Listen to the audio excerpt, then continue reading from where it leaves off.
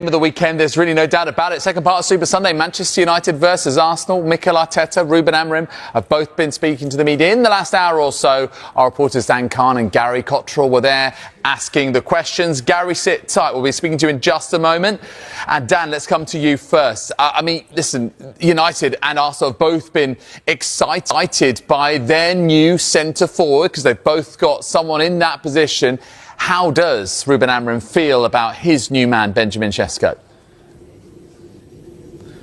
Yeah, afternoon, David. It's so intriguing, isn't it? Because it feels like both of these strikers have intertwining storylines. Benjamin Šeško now at Manchester United. He was linked with Arsenal earlier in the window, and Viktor Gyökeres, of course, now at Arsenal, worked under Rúben Amorim at Sporting Lisbon. But when we focus on Sesko, I mean, everyone has been very impressed by how he's behaved since arriving at the club in the last week, how he's trained, how he's adapted to his surroundings here at Carrington, and having signed for United just under a week ago for an initial fee of £66 million from RB Leipzig. He's very much now a Manchester United striker and really forming this new look attack with the likes of Bryan Mbeumo and Matheus Cunha. Between the three of them, they scored 48 league goals between them last season, and that's what Rúben Amorim will be hoping. First time we've got to speak to you since you've got Benjamin Šeško joining the club. What do you feel about his signing, his potential, and this new front three you now have with Mbeumo and Cunha as well? How exciting is that now? First of all, we have more than three, so they are fighting for the places. I'm really happy. I think he has a great potential in everything he does. He can play different type of footballs. He's going to feel that Premier League is really aggressive. He's going to learn. But he has a great potential, and I can see Ben be a striker for Manchester United for a longer years. That's why we pay so much money to have a striker that will have his history in our club. Rúben, in terms of Benjamin, do you feel like he is able to start this game? Has he had enough time with you to understand what he needs to do and to work on his fitness to go from the start against Arsenal? Of course, we didn't have a lot of time, but he's ready. First of place they finished last year, but for Šeško himself, the question is, well, is he fit enough, and is he able to start on Sunday? This is what Rúben Amorim had to say about Sesko earlier. You said that he'd been working or been doing sessions to get fit. Is that like an extra thing? No. He does the same as the other players. What I'm saying is that he's one guy that stays here, have lunch, and then goes to the medical department, do the stretching. So the guy is always thinking about football. He's really obsessed about that, and that is a good thing because you don't have to think about that aspect with that young guy. I don't need to tell Ben, this is Manchester United, a lot of pressure, you have to perform, you need to be ready for the physicality, we need to be ready for every game is like do or die. With that guy, I have not that concern. I have the opposite. Enjoy a little bit. You said earlier that he was asking you questions. Do you like that? I really like that, especially when is smart questions. So he's listen and he wants to perform. So that is really good. Rúben, you said in the United States there were times last season when you set off for games and you feared what was going to happen.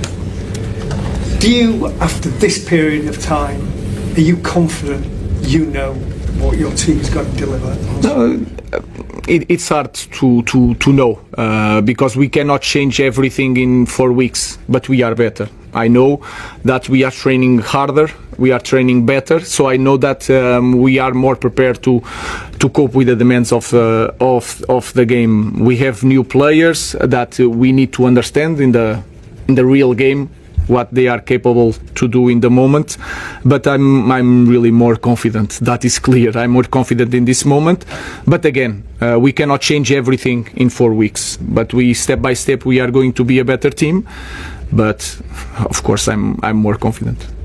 Mickey. Hi Bruno. Have you set the team targets this season? No, we want to return to Europe, but it's hard as a Manchester United coach to say one thing like that, but we need to be realistic with our fans. Even that we are going to have to fight a lot, because there's a lot of good teams with more time than us together. But we are going to fight for it. We want to improve. We need to focus game by game. If we are thinking how we are going to finish the season is a problem. Let's focus on game by game. We want to win against Arsenal. That is the main focus. Hi Rúben. You obviously know Viktor Gyökeres very well from Sporting. Can you sort of tell us a bit more? You know, when you signed him, he hadn't even played in the Premier League. He goes on to score 97 goals in 102 games for Sporting. Did you see something there that other people hadn't seen? Did he develop quicker and better than you could have expected? That is a question for Mikel, but Viktor is a different league. The physicality is different.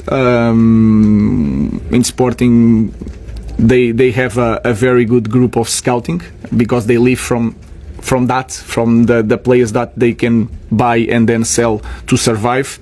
I think he's a very good player. He's going to give different characteristics. It's going to be different if we face in the beginning of the game Viktor or Havertz, for example. So we need to be prepared for that. But it's not a surprise to watch Viktor in the big club in England.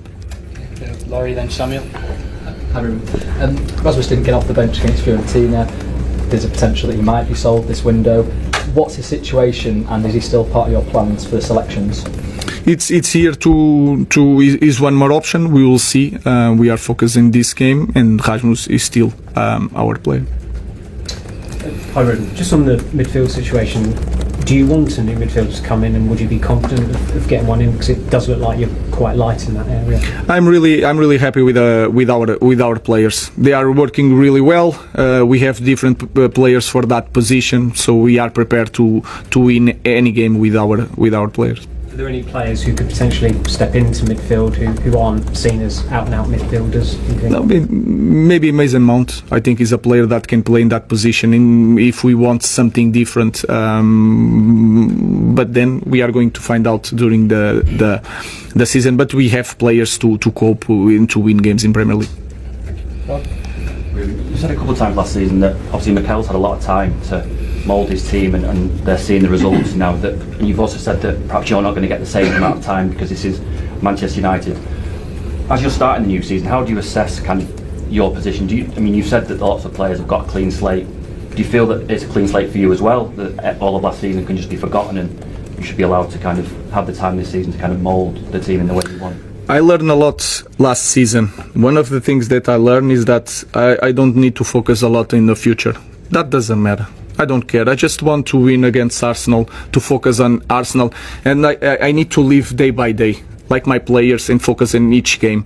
So I learned that everything that gets a little bit noise to our team, I have to take out of the picture. So I just prepare to coach my team against Arsenal. Is that a hard thing to do though at Man United?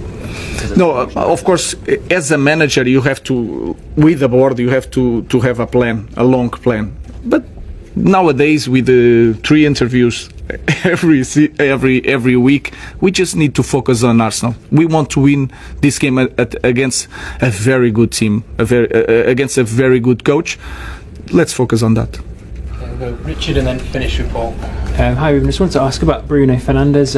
How do the new arrivals benefit him, or does it change? And you said over the tour that you wanted him to be close to the area, but obviously the new arrivals make it sound like he's probably going to play in the midfield too. But do you still want him to be advancing, like playing, or can he even play both roles? Or? Even last season when he plays as a midfielder, it was like maybe the player that had more shots near the box. So I think it's a good thing also for Bruno to stay a little bit during trainings in one position.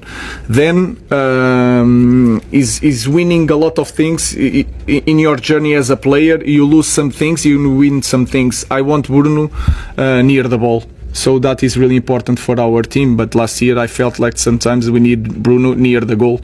We have now players with different characteristics that can cope with that. So we'll try to arrange game by game the best players in the best positions.